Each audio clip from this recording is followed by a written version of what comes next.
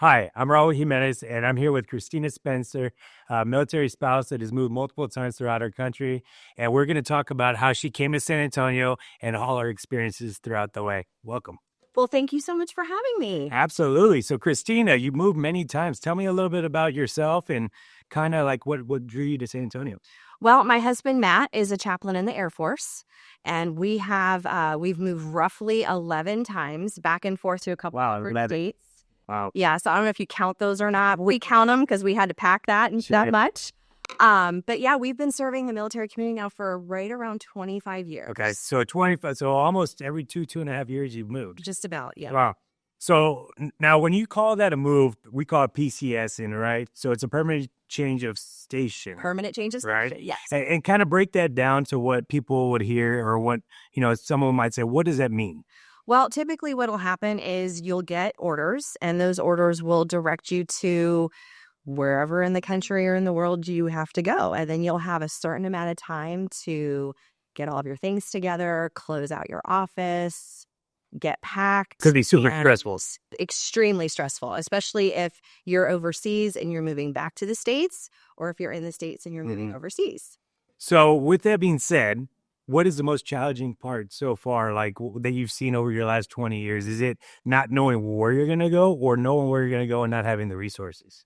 I think it's a little bit of both. Okay. Yes. Definitely not knowing where you're going to go. And especially if it's somewhere where you've never been, not even visited, right? Because you don't know about the schools, you don't know about the shopping, you don't know about the housing. But then also in the same context, it's that preparation and that time. So, yeah, it can definitely be both. So Matt was stationed over here in San Antonio. What brought him this way? I mean, I know you talked about the chaplain services and things like that, but was it a choice? Was it something y'all just were able to have input on? No, not at all. No, it was actually quite funny. Matt was chosen to come to San Antonio and stand up a brand new program for our military training instructors. So he has what's called an RST team, which is a religious support team, and they are dedicated to the mission of just taking care of the MTIs and their families. Okay. So not only were we coming to a new area, but this is a completely new program. Nobody knew who we were, so we had to navigate a lot. So new program, new navigation. What were some of the pluses coming to San Antonio that you weren't expecting, or what was kind of that transition? How did that look? Okay, well, first of all, I have to say, anybody who lives in San Antonio, they know about HEB. Yeah. And I had heard about HEB. I had no idea. I was like, it's a grocery store. I mean, really, it's not like that serious. But it was a whole nother level. Right. Yeah. So that was really, really great. But really, San Antonio, as they call it, Military City, USA, it was such a welcoming community. What I did not expect was how vast geographically San Antonio is. There are so many suburbs, just different places to live. And you've got, Joint Base San Antonio. So you have bases that are not necessarily that close to each other. That was a bit overwhelming for us because we just didn't know where to live, where to go, and when we first got here. So outside of HEB and outside of the many bases that we have out here, what was the biggest aha or the biggest thing that said, you know what, we could probably put some roots down here? Oh, the community. Absolutely the community. We are so blessed in this area, just the businesses that support our military community. There are so many things for the families here, which is wonderful. You are never short of things to do. And yeah, it just made us feel like home.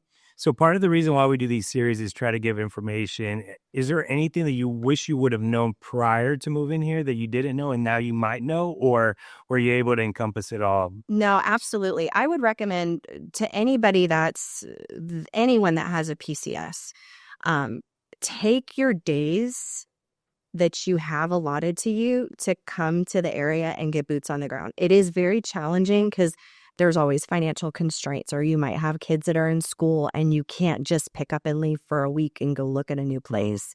But even if it's just one of the members that come over to that area, because for us, especially moving into San Antonio, like I said, there were so many different pockets that we could have moved. And there were a lot of logistics that we had to consider. Really, for Matt, it was, he is mission essential, which means that he has to be a certain geographic area from base to where we live. Living on base was not an option because housing was not available. So we had to think about, okay, what neighborhood would work for us? What's his commute going to look like? The other thing I would recommend to couples that are coming into the area, begin with an end in mind. Sure.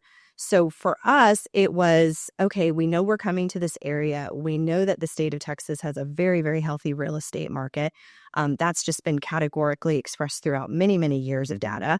So this would be a good area for us to maybe have a home that could eventually be a rental. Well, with that being said, those were another set of questions and parameters that we wanted to make sure that we addressed before coming here. Because if you think about it, you've moved 11 times, like you mentioned earlier. Affordability here in San Antonio or in Texas versus everywhere else. I mean, did you feel that like, wow, I could get a lot more for my dollar here versus anywhere else in the country?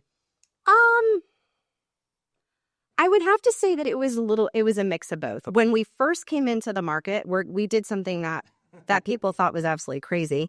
The market was crazy. People were paying $100,000 over ask. They were waiving appraisals, and that just wasn't our story. We didn't feel like that was wise. Sure. We actually lived in an RV for 9 months. One of my husband's chaplains that was one of his commanders had said, listen, we'll go ahead and sell you the RV. You guys take time, let the market settle, and go ahead and then find something that works for you. Doing it that way enabled us to find something that was a fantastic investment and very, very affordable. Now, for those that are coming into a new market and they've got an 18-month assignment or a 24-month assignment, that can be very daunting because 9 months of that assignment is already, utilized on a house that, it's not permanent. Yeah. But it also can give you the opportunity to make an investment that is for the long term. But our end in mind was we knew we wanted it to be a rental. If you're looking for resale, that's going to be a different story. So now that you've been here a few years, what would you say your new life is in comparison to when you got here versus now? Community, things that you do on the weekends, recreation, anything like that? Well, again, we love the outdoors, so there's no shortage of things to do there. Our base community is to us, it's critical. And that's another thing that we would advise anyone that's coming into a new area. Take advantage of your base resources, the Family Support Center, Military One Source, your chapel community, the Spouses Club, the Key Liaison Clubs. All of those things will help you navigate the waters of a new assignment so much better. There's no shortage of churches here. So for us, that was great. We were able to build a great sense of community there as well. And I'll second that. We get a lot of military families that come and relocate here, and we're blessed to be able to represent them. And some of the key items are how far away from base is it, because we want to make sure we have that spousal support. And I think that's really, really key when you're trying to move into a new area. Yeah, you could join a club or you could join something else, but if you don't speak the same language, you don't have the same ideas, what the other families are going through, it makes it a little tough. I think that's one of the great things that we have here in San Antonio is we're very robust when it comes to helping our military and making sure there's a lot of programs out there. Absolutely. So you also co-authored a book for military spouses and the transitions and just living a life in the military. Tell me a little bit about that. We did. My husband and I just finished writing our book. It's called Valor and Vows, which is a tactical guide to a mission-ready marriage. And we talk about things like chain of command, oath of office, making your marriage mission essential through our website, www.valorandvows.com. You can order the book. It's also available on Amazon, Barnes & Noble, and wherever books are sold. So super exciting news. Go out and purchase that book, Valor and Vows, on Amazon.com or Barnes & Noble. Thank you all so much for joining. Kristina, thank you so much for your time. Please like and share our post and video at our YouTube channel. Thank you all. Have a blessed day, and we'll talk to you soon.